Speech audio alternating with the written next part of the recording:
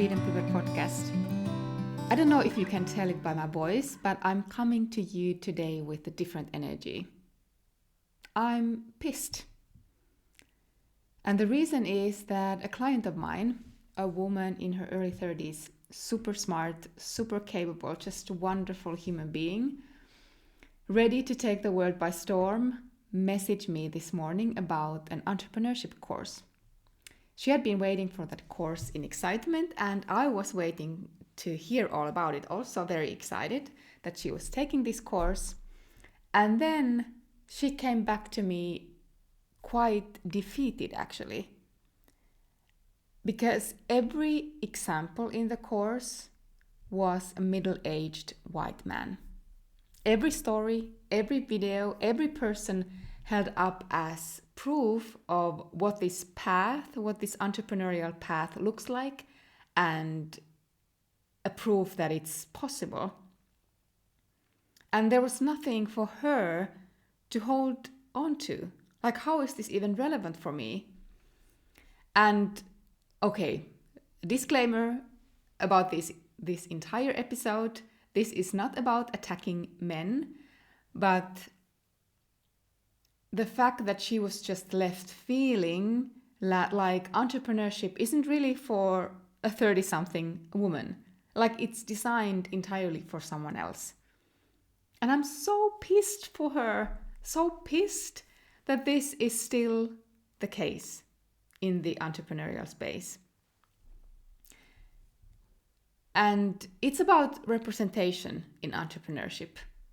Not in a theoretical, let's cite statistics way, though we will touch upon that too, but in the really personal, embodied, really in a raw way, what it actually does to us women when we look for ourselves in the story of success and keep coming up empty. So this is not a small thing.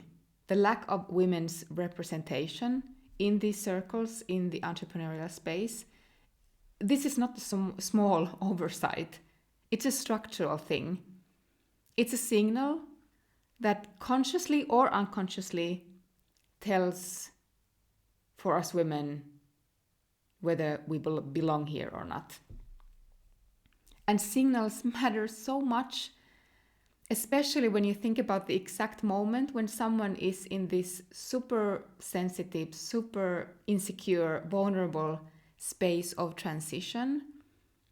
That moment when they are deciding, is this for me? Can I really do this? Am I the kind of a person who starts a business? It's so important to feel seen and inspired and not keep finding these mirrors that don't even reflect us. This sends a message, even if it's not intended that way. And of course, it never is. That's why they are called biases or blind spots. But what it ends up bringing up is that our experiences, our wisdom, our success stories remain unseen and also underfunded.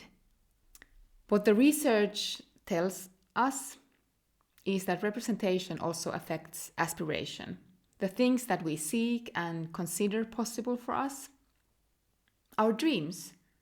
And we know this from the studies on women in leadership, from underrepresented founders seeking funding, even from girls in science, technology, engineering, and mathematics. When you never ever see yourself in the story, your brain starts to write you out of it. And the reverse is also true. When you see people who look like you and they are succeeding, they are figuring it out, it quietly gives your brain permission to imagine yourself succeeding too. Like, hey, this is possible. And maybe subconsciously even, this is safe for me to try it out. The sneakiest part in this whole representation business is that we don't often even realize it's happening. We just start to feel a little less certain or a little less entitled to our dream, or we start hedging Like maybe this isn't really my thing, or maybe I shouldn't bother. Maybe I should wait a bit longer. Or this is one of the things that I keep hearing the most. Maybe I need to learn more first. Maybe just one more course, one more credential, one more reason to feel more ready. While men with half the qualifications walk straight through the door without even blinking. And I'm not saying that men's stories have nothing to teach us. Of course they do. And I want to be clear, this is not about blame or resentment, but it's really about noticing a pattern and asking ourselves what it costs us when we don't change it. When I started to seek growth in my early days of entrepreneurship, I pitched my tech idea to different audiences. And it was a hard sell. And sure, it's tough for all entrepreneurs to get their new and pioneering ideas through, but it's so different for women. When I was in the middle of it, I couldn't admit it, quite frankly. I just couldn't, but there was something that I couldn't really explain. And I walked into a lot of rooms where I felt like an uninvited guest.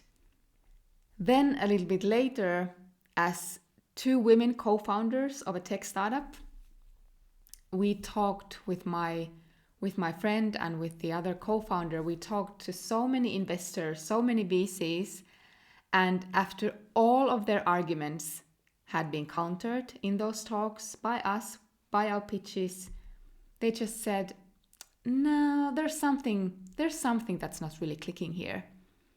Something that they couldn't even articulate because it was hidden from them too. We were women. That was the thing.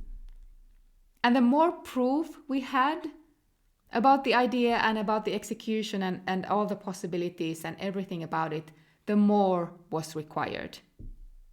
All the while, younger men got funding with nothing but a slide deck. What does that even do to your, belief and confidence in yourself? So no wonder all case studies are companies started by men. Disruption stories, exponential growth, exit strategies, all of that stuff. And I feel that these experiences rewired something in me. And it really made me understand from the inside why the room looks the way it does. And I also remembered how naive I was in my 20s, having conversations with gender gap simply doesn't exist. Like women are just as capable and qualified as men, and we get just as many opportunities. Because I was optimistic, but I was also naive. Because the reality is that only if we work like 200% more or be 200% better at everything, and we still might be excluded from the discussion, from the funding, from the resources, from the advice that we need. Where are the women who built differently, who started raising their kids, who were ambitious but not ready to sacrifice everything like their lives or families for work and business? Back then, in the early days, I didn't have words for this. I just knew something felt off. Like I was trying to squeeze myself into a shape that wasn't really mine, And it made me doubt the parts of myself that didn't fit the mold.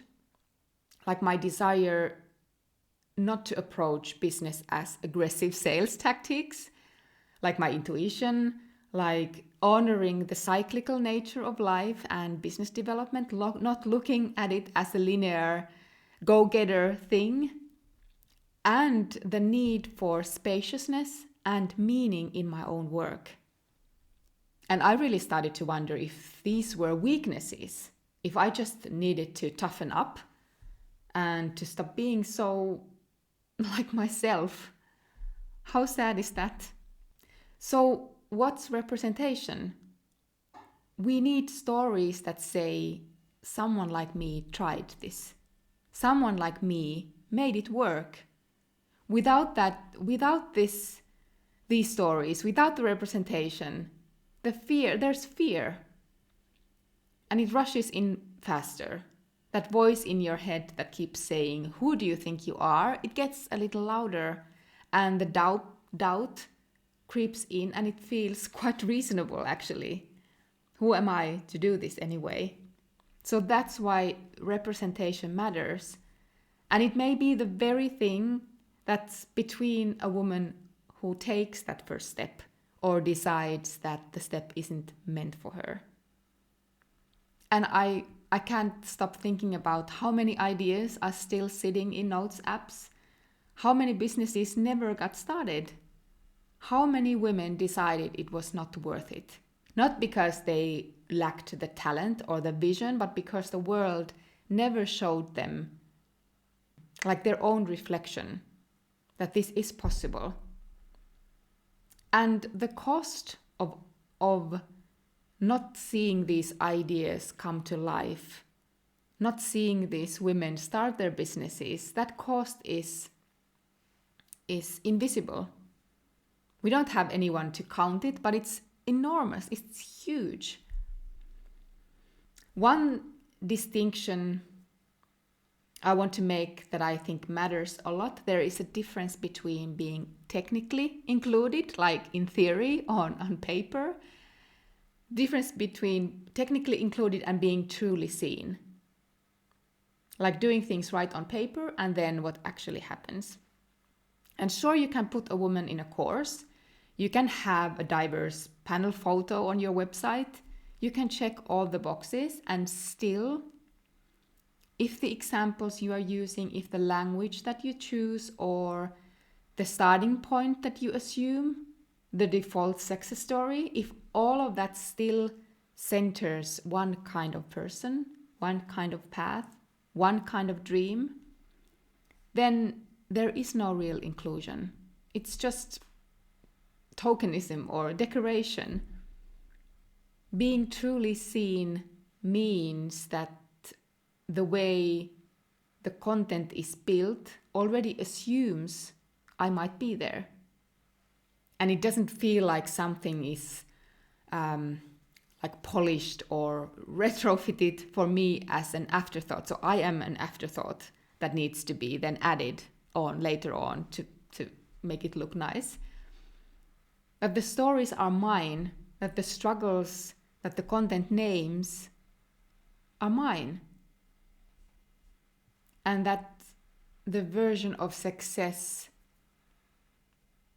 that I'm seeing doesn't require me to become someone that I'm not. So that's different. That's the kind of a thing that changes the way a woman sits in a room.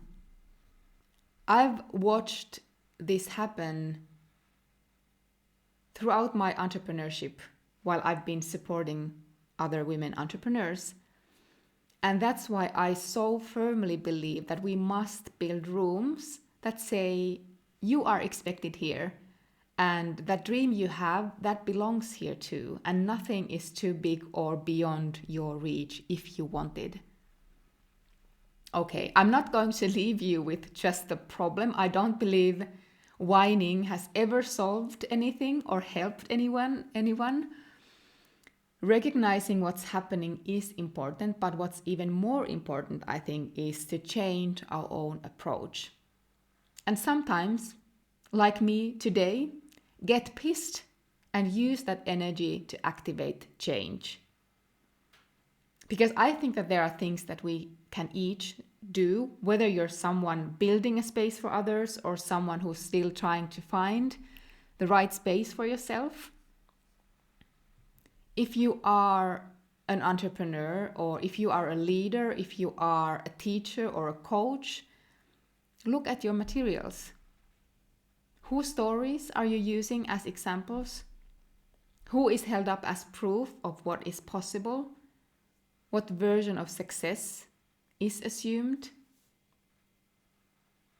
Are there multiple alternative paths shown, or just one?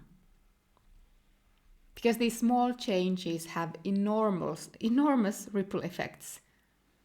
If you show a case study featuring a woman who built a business while navigating a burnout recovery, or a story about slow intentional growth that worked, an example that doesn't require someone to move to Silicon Valley, raise $1 million, or hustle 60 hours a week. And if you are someone searching for your own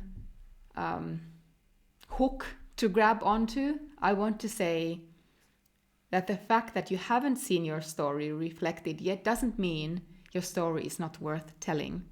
It doesn't mean that the path is not real. And you are not behind. You are not too much, and you are not the exception that proves the rule. You might just need a different room. And those rooms do exist. I've been building one. Other women are building them too. We are finding each other. I invite you to sit with that for a moment. Not behind, not too much, not the exception. Just in the wrong room. So getting back to where I started, that message from my client, I think a lot of you listening are in that same place. You are still looking, and you haven't given up on the dream, even if the path has not felt like it was made for you yet. And my message to you is that this podcast, my programs, my coaching, everything I build is a room that was made for you. Designed from the beginning with you at the center. Your messy middle, your multi-passionate brain, your need for meaning and spaciousness alongside strategy, the heart-centered way of doing business, your desire to do this differently, all of it belongs here. If today's episode stirred something in you, I'd love for you to share it. Send it to a woman in your life who has felt like the entrepreneurial world wasn't quite designed for her. Because sometimes the most powerful thing we can do is just hand someone a mirror. And if you're ready to find your own room, maybe it's time. I'd love to talk to you. Book a discovery call with me. No pressure, no pitch. Just a real conversation about where you are and where you want to go. The link is in the show notes. Sometimes, before you can see for yourself, you need someone to see you, and I can't wait to see you. Until next time, friend, trust the leap. You were made for this. Thank you so much for listening today. I appreciate you. Bye.